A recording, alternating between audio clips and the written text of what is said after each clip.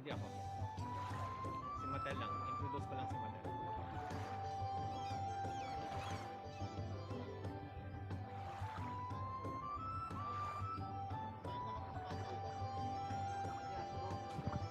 Drake.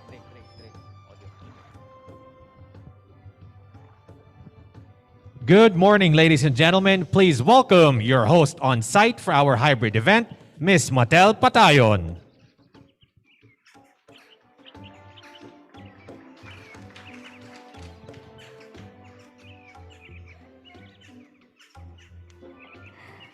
Good morning, ladies and gentlemen. Hello to all of our on-site attendees here at the Hilton Clark Sun Valley Resort in Clark, Pampanga, Philippines. Good morning to you all. And of course, to our attendees joining us virtually from all over the world, good morning, good afternoon, or good evening from wherever you may be. Now, may I please ask our on-site attendees to please wave hello to your co-attendees. Yes, show me your beautiful waves. Wave hello to your co-attendees from the other side of the screen or from the other parts of the world.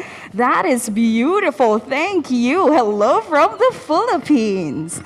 All right. Now, welcome to Hybrid Para Adventure Travel Conference and Mart 2021 Regeneration for the Adventure Industry. It's a pleasure to be hosting for you today.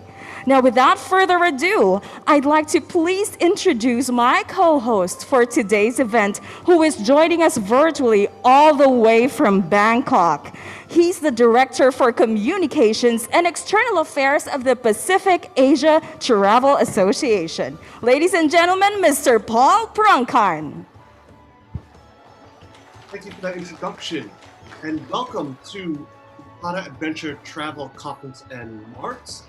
As mentioned, my name is Paul Prangkarn. I am Director of Communications and External Affairs at the Pacific Asia Travel Association. I'll be your co-host for today's forum. I just wanted to go through a couple of technical notes before we start.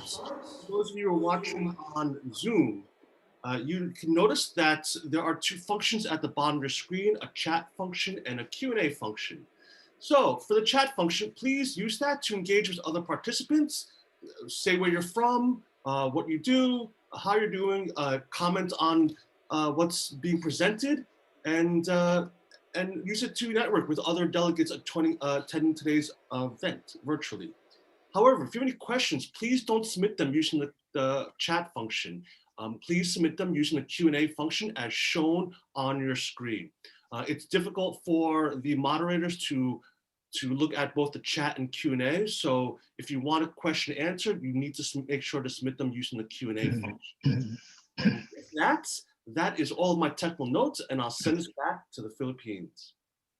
Thank you so much, Paul. Ladies and gentlemen, please keep those technical reminders in mind for a smooth experience at today's conference. Now, at this point, to give the opening remarks and to join us virtually from Singapore, let's all welcome the Chair of the Pacific Asia Travel Association, Mr. Soon Hwa Wong. Hi. Secretary Bernadette Romulo Puyat, Philippine Department of Tourism, Undersecretary Benito C. Benzon Jr., Philippine Department of Tourism. Greetings, everyone, and a warm welcome. Thank you all for joining us for the Hybrid Pata Adventure Travel Conference and March 2021 under the theme Regeneration for the Adventure Industry. As chair for the Pacific Asia Travel Association, PATA, let me first take this opportunity to thank our platinum sponsor, the Philippine Department of Tourism, for the generous support in helping us organize these events. Founded 70 years ago in 1951, PATA acts as the catalyst for the responsible development of travel and tourism to, from, and within the Asia-Pacific region. The association provides aligned advocacy, insightful research, and value-adding events to our member organizations, including 82 government, state, and city tourism bodies, 14 international airlines and airports, 71 hospitality organizations, 75 educational institutions, hundreds of industry members, and thousands of PATA young travel professionals all across the world. In line with this strategy, PATA has been continually working in partnership with the Philippine Department of Tourism. That is why PATA is pleased once again to be working with them to organize these events. As vaccine programs are being rolled out all over the world, we hope to see the easing of travel restrictions. And hopefully very soon, travelers could be visiting the world again. I'm sure all of us can't wait to pack our bags and hop on the next plane to one of our favorite destinations. Therefore, the role of well-informed travel agents and experts will be even more important going forward. This event provides the perfect opportunity for industry stakeholders to stay on top of the ever-changing trends in adventure travel and discover the latest in unique and sustainable adventure products. With that in mind, we have brought together 60 buyers from 21 source markets and 67 seller organizations from 12 destinations and hundreds of trade delegates. So over the next 3 days, they will network, learn, make new connections, and strengthen existing relationships. As we look towards recovery and continue to build a future where travel and tourism remains a positive force in fueling sustainable development and economic growth, I would like to thank all speakers and delegates for joining us on this journey. The association understands that it is only through the valuable support and engagement of our members and industry colleagues, both from the private and public sectors, that we can rebuild a more resilient, a more responsible, and stronger tourism industry going forward.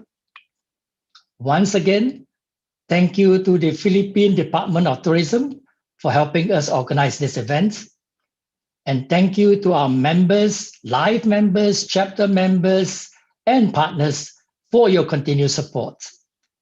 Most of all, thank you all once again for joining us for the Hybrid PATA Adventure Travel Conference in March 2021. Have a most productive event. Thank you very much, Mr. Sunhwa Wong. As this is a hybrid event, we are graced by the presence of our next speaker. Please give a warm welcome to none other than the Secretary of the Philippine Department of Tourism, Secretary Berna Romulo Puyat.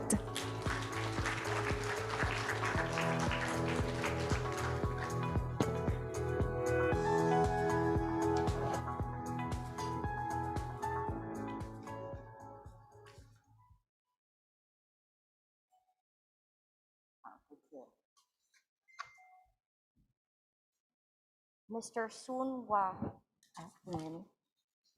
Mr. Sunhwa Wong, Chairperson, Pacific Asia Travel Association, Dr. Mario Hardy, Chief Executive Officer of PATA, partners and members from the PATA International and PATA Philippine chapter, esteemed resource speakers and panelists, just follow this.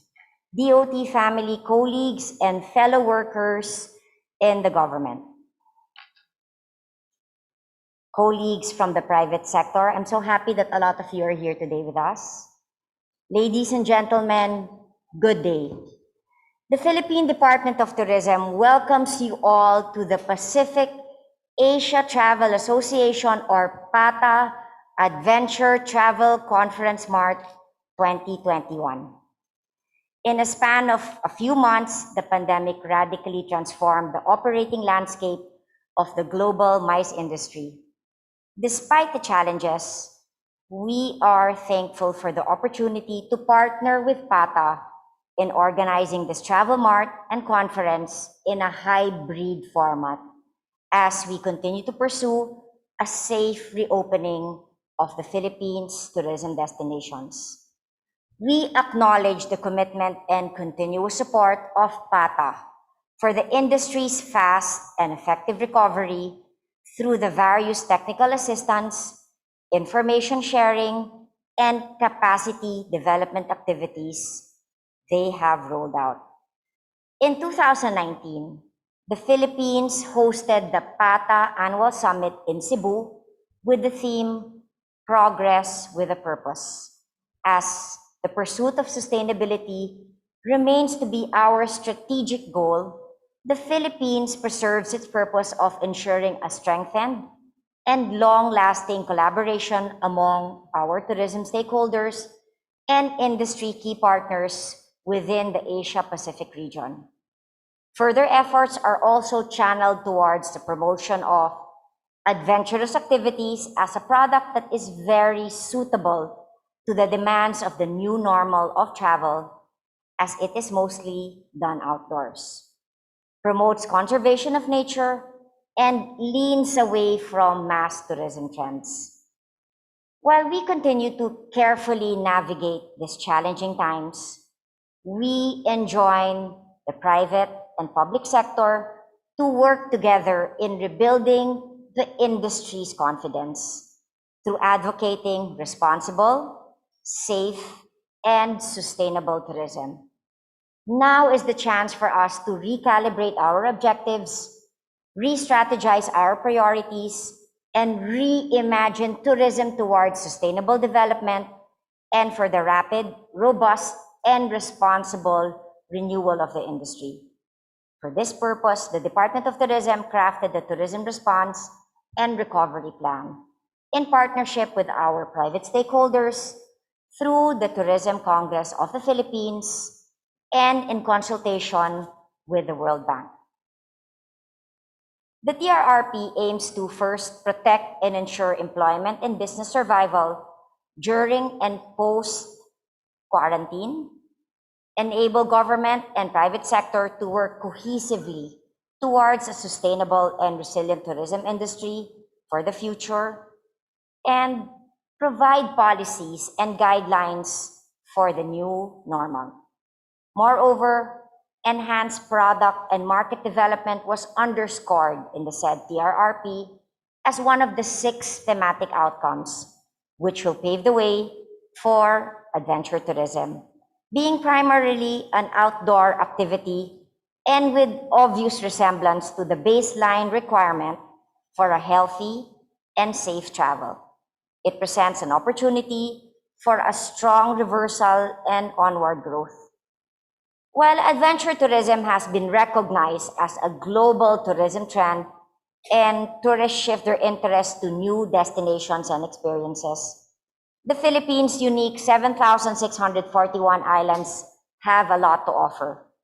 On a hastening pace in the previous year, the Philippines enhanced its digital transformation efforts to promote travel and tourism in the new normal with the support and initiatives of our various tourism stakeholders in the public and private sector. Presently, the Philippines retains its proactive stance in exploring new, innovative tourism products, including adventure tourism that will contribute to fast-track the recovery of the sector within the Asia-Pacific region. Today's event is another pursuit of purpose to fulfill the goal of the Asia-Pacific region in embracing new and innovative ideas, advocating the creation of opportunities for adventure and responsible tourism, and advancing the industry through regenerative tourism.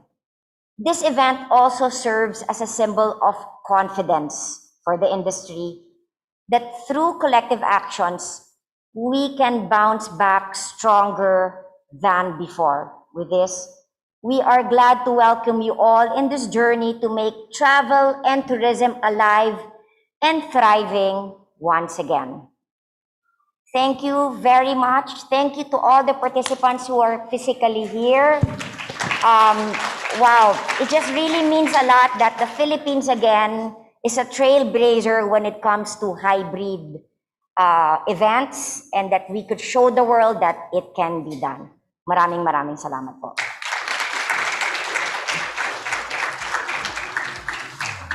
We would like to request Secretary Berna to stay on stage for an official photo with our officials. Yes, please. Thank you very much.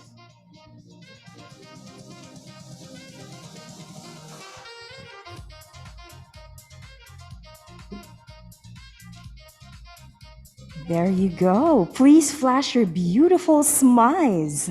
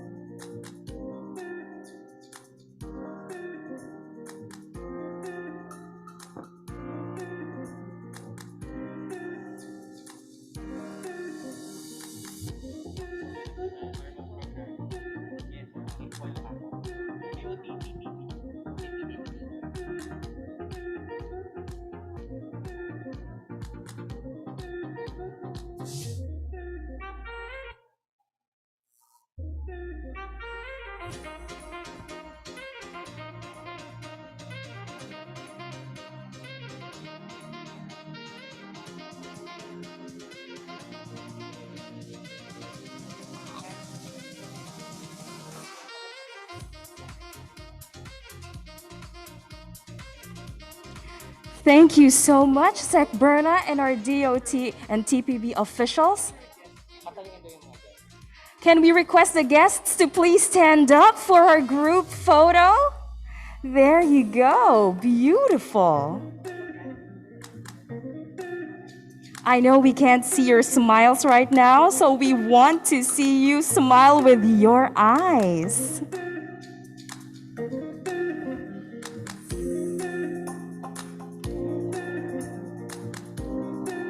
Beautiful.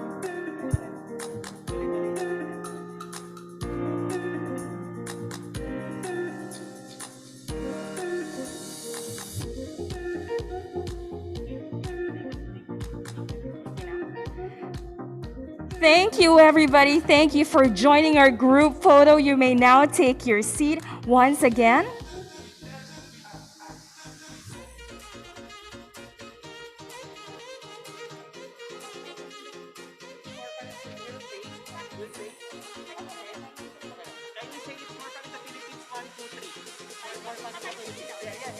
Okay. Now we have one simple request for everybody. Can we all say it's more fun in the Philippines in the count of 3? Everybody ready? All right. In 1, 2, 3. It's more fun in the Philippines. Beautiful. Okay. Thank you so much, everybody. You may now take your seats. Thank you so much. That was beautiful. It really is more fun in the Philippines. And of course, thank you so much, Sec Berna, for giving us again hope that we will be able to travel responsibly, safely, and sustainably in the near future. Now, at this juncture, I'm sure everyone is curious to find out what regenerative tourism, our theme for today's event, is, which is why I'd like to turn you over to Mr. Benito C. Bangzon Jr., Undersecretary for Tourism Development of the Philippine Department of Tourism, for this keynote presentation. Please give him a big hand. Thank you very much for the warm introduction. It's nice to be in front of a live audience again and not a computer screen, which for many of us has been our world over the past year. I'm equally ecstatic and nervous to be standing here today speaking in front of an audience whose reaction cannot be muted by the meeting host. Secretary Puyat mentioned earlier, this hybrid event is a step towards the future of tourism, an avenue for tourism professionals like you to discuss, create opportunities in the new normal. Now let me start with a recap of tourism figures over the past 2 years. I know that we have all been barraged by the tourism statistics of the past year, but there's no better way to strategize for the future than by learning from our past and taking stock of where we are.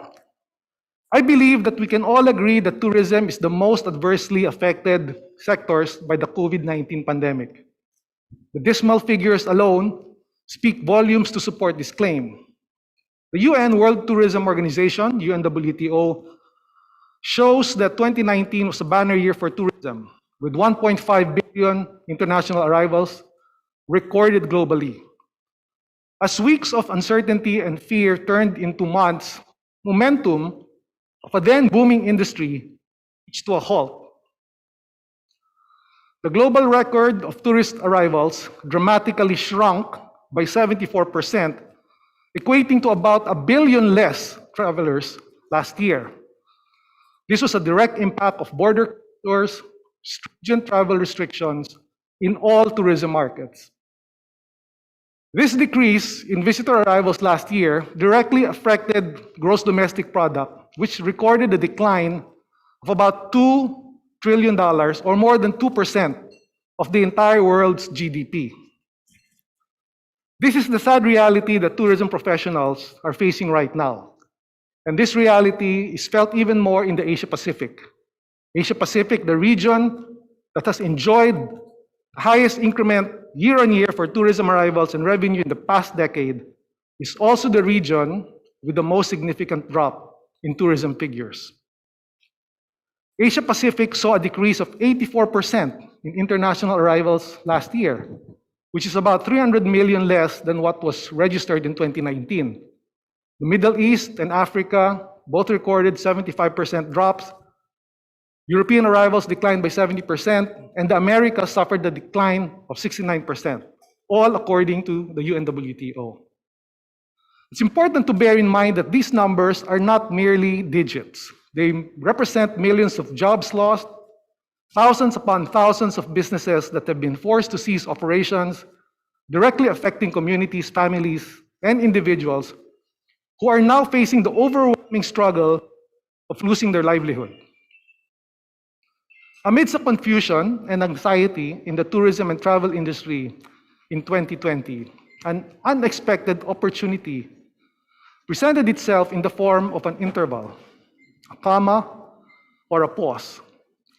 This pandemic presented to us a pause that we never knew we needed, a pause to prepare us for something better for the future of tourism, something that would have been near impossible for a bullish and booming sector that has been hitting highs and milestones at every corner. The Philippine Department of Tourism recognized this opportunity early on. Immediately after we orchestrated efforts to assist stranded travelers during the pandemic, we faced the music and mapped out our strategies towards the recovery of the Philippine tourism industry. Under the leadership of Secretary Bernard Romulo Puyat, we pursued the development of a Tourism Response and Recovery Plan, or the TRRP. The TRRP laid out the strategy for immediate and long-term measures and responses needed to ensure the recovery of sustainable and competitive in the country. This is the reimagining that we have been doing, the ensuring of the readiness of the tourism industry for the new or better normal. It is inspiring to witness that the world has been moving towards the same direction. It is in the prevailing narrative where we see destinations incorporating and adopting concepts of sustainable tourism towards recovery.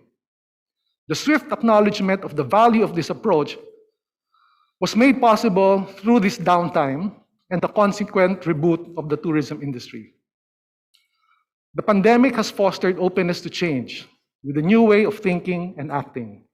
And I believe that this is true not only for destination planners and managers. This is also true for the travelers themselves, as we expect changes in consumer behavior, preferences, and expectations. What is important is there now is a growing consciousness on the need to protect natural and cultural heritage. This has taken center stage in the agenda of most, if not all, national tourism organizations in the world, and more noticeably in the Asia Pacific.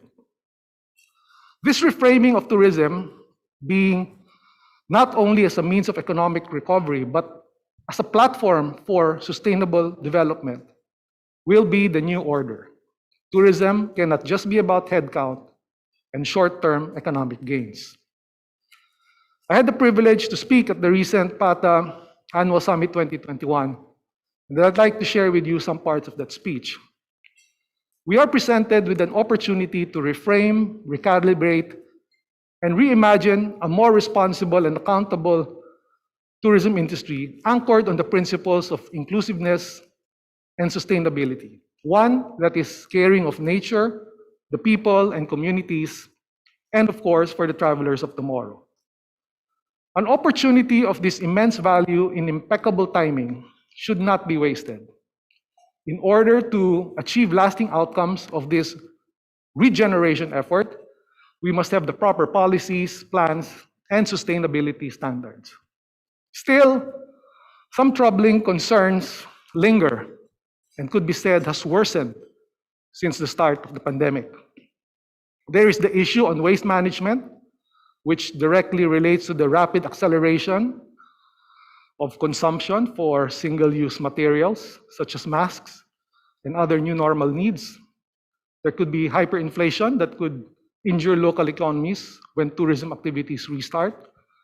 There is the issue of unemployment and vulnerability to exploitation of marginalized groups. These are all concerns that tourism has historically endeavored to address, yet at the same time directly influence. We must adopt a balanced approach factoring in economic viability, job generation, and environmental sustainability. And just as the concepts and principles of sustainability started to take root in the 1990s and the early 2000s, today, we must take a look at how we can mainstream the regeneration of tourism. This should be the focus, as this earth is our common heritage that also holds the key to our common future. And to achieve this, each and every one of us must champion the regeneration of the industry. Whether you serve in the government or represent the private sector, whether you're a member of an organization that is local in scope or with an international network. We must all be held accountable, and this is the call of our time. Just like an orchestra, we are playing the same composition with different instruments. So may we all play our parts well and together for the future of tourism. Thank you very much for your kind attention. Thank you very much for that enlightening presentation, Yusek Bangzon. It gives us more hope and much inspiration to everyone who's a tourism stakeholder in the midst of these trying times. Now, we are very excited for the next part of our program, as this is an interview, a hybrid interview. Joining us virtually, I'd like to introduce our interviewer. She is the travel show presenter from BBC World News. Ladies and gentlemen, Ms. Carmen Roberts. And to respond to her question, still on stage is Undersecretary Benito C. Bangzon Jr.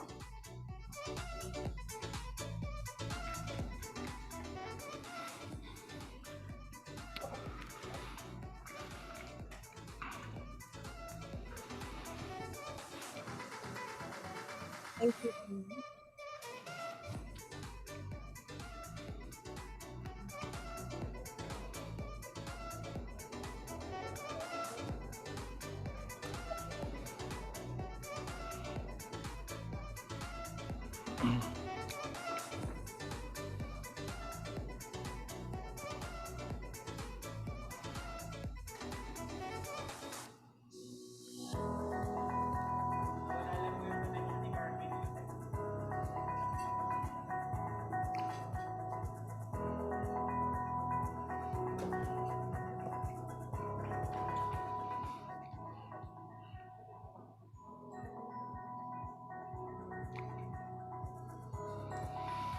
Hey, hello. I'm Carmen. I'm joining you from Tokyo, so thank you very much for having me. Undersecretary Bangzon, thank you very much for that presentation. It's great to hear that the Philippines is poised for regeneration. I think one of the buzzwords at the moment is everyone is talking beyond sustainability at regenerative tourism, in that not only are you helping to conserve the environment, but you're hoping to give back to improve your environment for tourists to come. Can you explain to me what the Philippines is doing about regenerative tourism in the adventure context? Well, essentially the idea behind regeneration tourism is how this niche of travel and tourism, particularly adventure travel, can help in the recovery and rehabilitation of natural tourism areas.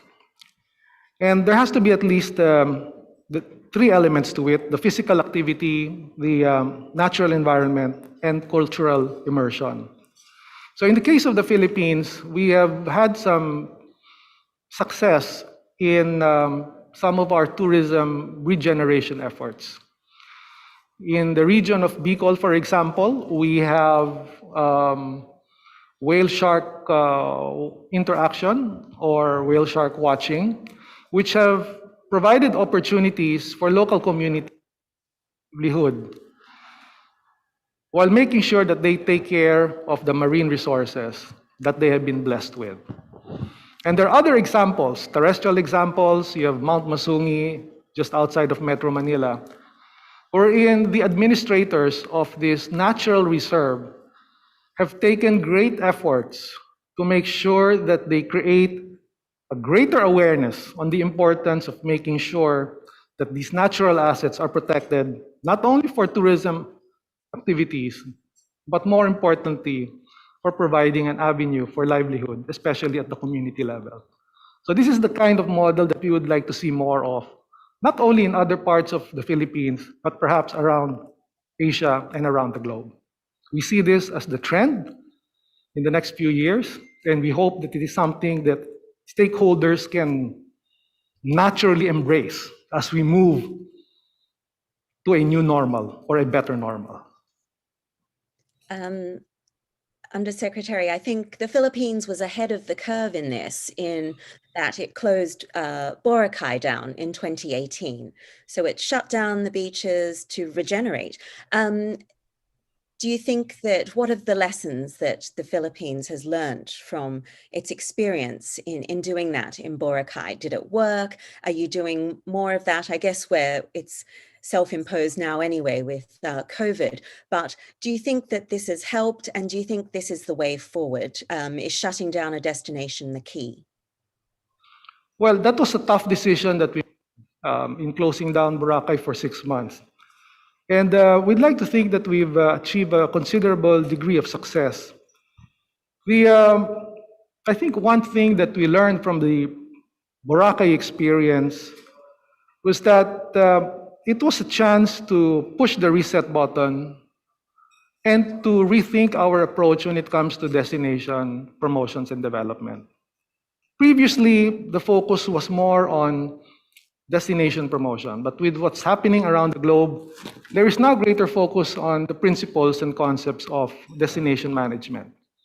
And this is where principles on sustainable development, on carrying capacity, for example, all come in. Like I said earlier, it's no longer about the head count. We have to make sure that we maintain an optimum balance between maintaining certain level of economic activities to allow revenue stream, especially for local communities, while at the same time ensuring the natural assets that are providing those revenues are protected for the generations to come. I think that in this time, industry stakeholders in the tourism industry are really suffering right now. Lots of people are losing money, and then to add on top of this, there's additional thresholds that need to be met. You know, disinfecting properties, sanitization, and also there's extra costs too for the tourist. Flights are more expensive. You've got COVID tests that you need to think about. Is this all going to be more expensive in the future? And particularly if you look at regenerative tourism, this is going to put more pressure on the industry as well to meet these requirements. Well, certainly, as we are seeing now, there will be new requirements under a new normal, and those new requirements will invariably entail additional costs. Right? What we think will happen, though, is the consumers under a new normal will be more aware of the importance of complying with these health and safety, or will therefore, to my mind, be willing, okay, they will be more willing to pay maybe the additional cost to ensure that safety protocols are complied with. Now, whether this is only for the short term or whether it will be for the long term remains to be seen. As we all know, the situation is very fluid. There are simply too many moving parts. Even the fundamental discussions, for example, on when borders will reopen have not really been addressed. But what is, at least this is what comes out in the surveys that we have conducted, travelers under a new normal will put a premium on health and safety protocols. And for the most part, this will be very, very basic requirements on both sides, coming from the traveler side and also on the supply side. Accommodation establishments, tourist land transport, airlines, and the other subsectors of tourism. So what can the tourist expect when Philippines reopens? What will things go back to the way they were before, or do you think there'll be a more meaningful tourism experience on offer? What we have is that we've learned a lot of lessons from Boracay. One such lesson that we've learned is that there ought to be greater focus on destination management rather than on just destination promotions. Another thing that we've learned is the importance of setting carrying capacities for a particular destination, because clearly there is going to be a maximum with respect to the number of visitors that a small area can accommodate. But one advantage that the Philippines has as a whole is that perhaps more than the other destinations, we have a wide range of nature-based attractions that provides almost endless opportunities for the kind of activities, for the kind of travel experience rather, that tourists will be looking for.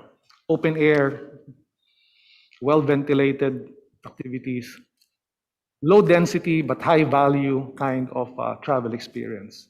The beaches, the mountains, the waterfalls, what have you. So moving forward, we feel that the Philippines will be able to position itself very strongly to this particular segment. And again, I'd like to relate it to the theme of the discussion, which is really on the regeneration of tourism, anchored on adventure travel experience. Can you give me some more examples of new adventure experiences or regenerative tourism experiences that are happening in the Philippines? Well, we see in the last several months, we've seen a lot of movement to, well, the many white sand beaches that we have here.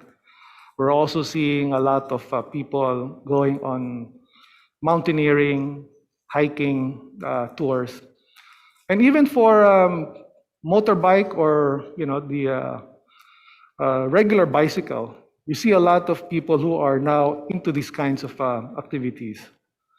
Low impact, low density, but in a way, high value kind of tourism experience.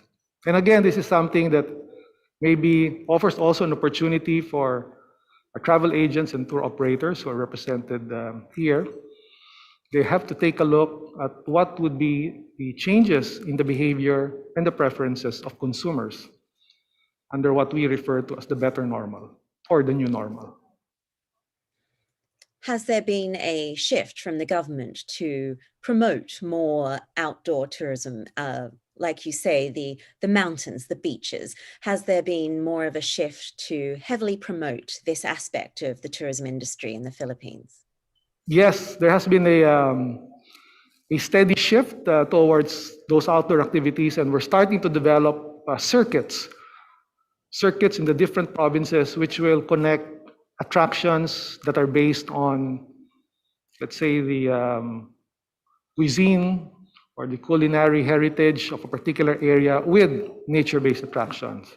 So this would be the kinds of tourism products, the new products that we will be seeing in the next several months. Can you give me some more examples of those new tourism products? I'm really interested. I do love the Philippines. I've been to Bohol and the Chocolate Hills. I've been to El Nido and the beautiful islands there. Where else can I go? Well, I'll give you one of the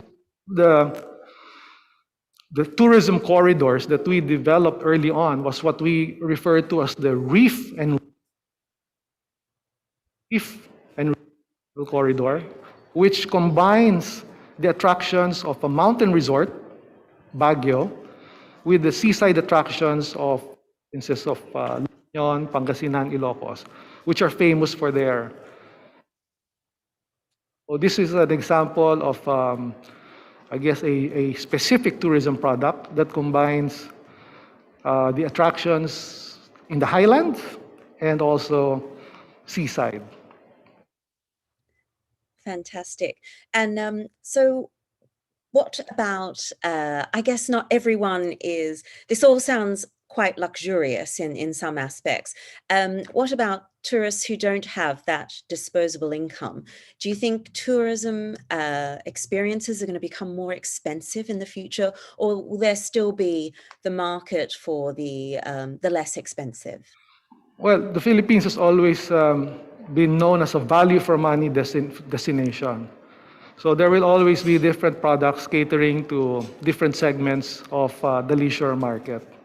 So that's the beauty of the Philippines. We have products that cater to the upscale segment, and then you also have those products that cater to a broader base. Okay, great. Well, I just open it up to everyone listening. If there's any questions, please submit it to the Q&A function, but I think we are quickly running out of time here. So if no one has any questions, I think it's fantastic that, you know, we've been able to regroup. We're being able to take a positive away from this pandemic, while a lot of people are suffering with the tourism industry. We've been able to regroup, and I think it's fantastic that the Philippines tourism industry has been able to take advantage of this and focus on regenerative tourism and how tourists can in the future contribute back to the communities and the environments that they come to visit. I think this is key. And I guess the Philippines was always ahead of the curve anyway with their decision, the controversial decision back in 2018 to shut down Boracay. So I guess you're no stranger to this, but it's nice that we are able to take a positive away from this pandemic and be able to regenerate and come back better and stronger, perhaps. Do you agree, Undersecretary Bengzon? No, certainly. I think this is going to be the trend in the near future. Again, concepts of regeneration and sustainability would be, I think, would gain more traction across different destinations and across different stakeholders. And I guess as an industry, this is something that we can collectively welcome, because this will ensure, like I said, that the assets that we are enjoying now for tourism will be protected and will continue to be enjoyed by the generations to come. Thank you so much, Undersecretary Bengzon. Let me hand back now to Paul at PATA. Thank you. Thank you, Carmen. Thank you.